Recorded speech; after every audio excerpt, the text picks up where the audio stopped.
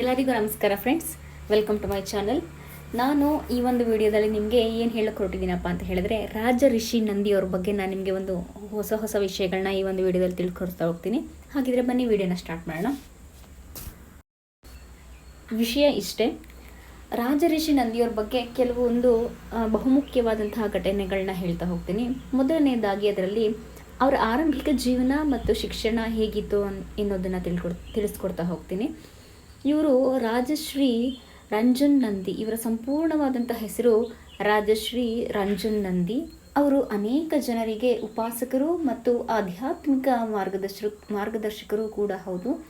ಅವರು ಕೋಲ್ಕತ್ತಾದಲ್ಲಿ ಜನಿಸ್ತಾರೆ ಮತ್ತು ಅಲ್ಲಿಂದಲೇ ತಮ್ಮ ಆರಂಭಿಕ ಶಿಕ್ಷಣವನ್ನು ಮುಗಿಸಿ ನಂತರ ಬೆಂಗಳೂರಿನಿಂದ ಇಂಜಿನಿಯರಿಂಗ್ ಅಧ್ಯಯನ ಸಮಯದಲ್ಲಿ ಅವರು ತಮ್ಮ ಗುರುಗಳನ್ನು ಭೇಟಿಯಾಗ್ತಾರೆ ಮತ್ತು ವಿಚಿತ್ರ ಘಟನೆಗಳ ಸರಣಿಯ ಮೂಲಕ ಧಾರ್ಮಿಕ ಮತ್ತು ಆಧ್ಯಾತ್ಮಿಕ ಅಭ್ಯಾಸಗಳನ್ನು ಅನುಸರಿಸುವಲ್ಲಿ ತೀವ್ರ ಆಸಕ್ತಿಯನ್ನು ಬೆಳೆಸ್ಕೊಳ್ತಾರೆ.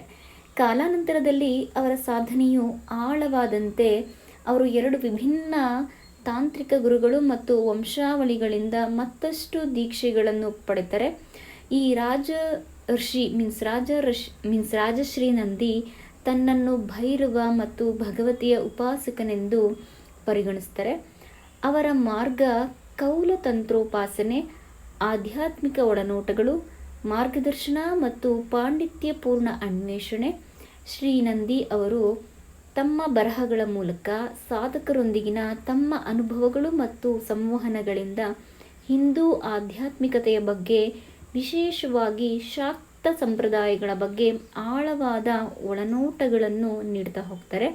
ವೈವಿಧ್ಯಮಯ ವಿಷಯಗಳ ಕುರಿತಾದ ಅವರ ಅನ್ವೇಷಣೆಯು ಸನಾತನ ಧರ್ಮದ ತಿಳುವಳಿಕೆಯನ್ನು ಮತ್ತಷ್ಟು ಉತ್ಕೃಷ್ಟಗೊಳಿಸುತ್ತದೆ ಮತ್ತು ಅನೇಕ ವ್ಯಕ್ತಿಗಳನ್ನು ಅವರ ಸಾಧನೆಯಲ್ಲಿ ಮಾರ್ಗದರ್ಶನ ಮಾಡುತ್ತದೆ.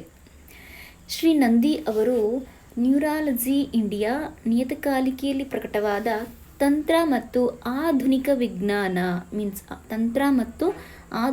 ನರವಿಜ್ಞಾನ ಯಾವುದೇ ಪರಸ್ಪರ ಸಂಬಂಧವಿದೆಯೇ, ಇವೆರಡಕ್ಕೂ ಯಾವುದೇ ರೀತಿಯಾದಂತಹ ಪರಸ್ಪರ ಸಂಬಂಧವಿದೆಯೇ ಎಂಬ ಮಹತ್ವ ಪ್ರಬಂಧವನ್ನು ಮಂಡನೆಯನ್ನು ಮಾಡ್ತಾರೆ. ಈ ಪ್ರಬಂಧವು ಪೂಜ್ಯ ಸನಾತನ ಹಿಂದೂ ಪದ್ಧತಿಗಳನ್ನು ಸಮಕಾಲೀನ ವೈಜ್ಞಾನಿಕ ವಿಚಾರಣೆಯೊಂದಿಗೆ ಸರಾಗವಾಗಿ ಹೆಣೆದುಕೊಡ್ತಾ ಹೋಗುತ್ತೆ. ಇದು ಪ್ರಾಚೀನ ಬುದ್ಧಿವಂತಿಕೆ ಮತ್ತು ಆಧುನಿಕ ಅರಿವಿನ ಸಮ್ಮಿಲನಕ್ಕೆ ಅಮೂಲ್ಯವಾದ ವಿವೇಚನೆಯನ್ನು ಸಹ ಒದಗಿಸುತ್ತೆ.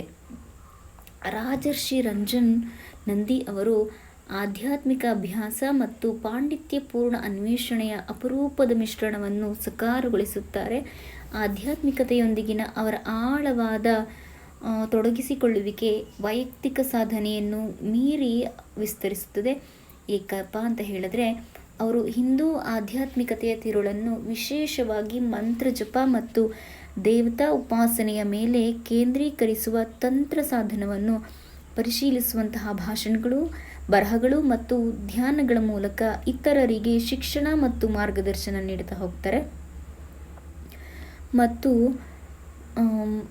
ಧರ್ಮ ಸಂರಕ್ಷಣಾ ಮತ್ತು ಕ್ಷೇತ್ರ ಸಂರಕ್ಷಣಾ ಪ್ರವಚನನ ಕೂಡ ಇವರು ನೀಡ್ತಾ ಹೋಗ್ತಾರೆ. ಹಾಗಿದ್ರೆ ಧರ್ಮ ಸಂರಕ್ಷಣಾ ಮತ್ತು ಕ್ಷೇತ್ರ ಸಂರಕ್ಷಣಾ ಪ್ರವಚನಕ್ಕೆ ಇವರ ಕೊಡುಗೆಗಳೇನು ಎಂಬುದನ್ನು ನೋಡ್ತಾ ಹೋಗೋದಾದರೆ, ತಮ್ಮ ಆಧ್ಯಾತ್ಮಿಕ ಪುಸ್ತಕ ಮತ್ತು ಪಾಡ್ಕಾಸ್ಟ್ಗಳಲ್ಲೂ ಮತ್ತು ಇತರ ವೇದಿಕೆಗಳಲ್ಲೂ ಹಲವಾರು ಪ್ರದರ್ಶನಗಳ ಮೂಲಕ ಶ್ರೀ ನಂದಿ ಅವರು ದೇವತೆಗಳ ಆಧ್ಯಾತ್ಮಿಕ ಸಾರ, ಮಂತ್ರಗಳು, ಯಂತ್ರಗಳ ಮಹತ್ವ ಮತ್ತು ಧರ್ಮದ ವಿವಿಧ ಅಂಶಗಳ ಹಿಂದಿನ ಆಳವಾದ ಅರ್ಥಗಳಿಂದ ಹಿಡಿದು ಸಾಂಸ್ಕೃತಿಕ ಪ್ರಜ್ಞೆಯನ್ನು ಕಳೆದುಕೊಳ್ಳುವ ಪರಿಣಾಮಗಳು ಮತ್ತು ವಾಸ್ತವದ ಸ್ವರೂಪವನ್ನು ಅರ್ಥ ಮಾಡಿಕೊಳ್ಳುವಲ್ಲಿ ಆಧ್ಯಾತ್ಮಿಕತೆಯ ಪಾತ್ರದಂತಹ ವಿಶಾಲ ವಿಷಯಗಳವರೆಗೆ ವಿಷಯವನ್ನು ಪರಿಶೋಧಿಸ್ತಾರೆ.